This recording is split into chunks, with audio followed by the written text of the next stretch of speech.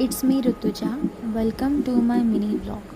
तर आजच्या या ब्लॉगमध्ये मी तुम्हाला सांगणार आहे की नेपोलियन हिल्स ह्या ऑथरचं काय हेतू होता ही बुक लिहिण्यामागे.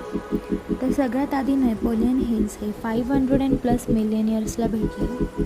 त्यांना भेटून सेल्फ स्टडी त्यांनी केला की अशी कुठली कॉमन गोष्ट आहे या सगळ्या मिलियनर्समध्ये. तर त्यांना 3 गोष्टी कळाल्या.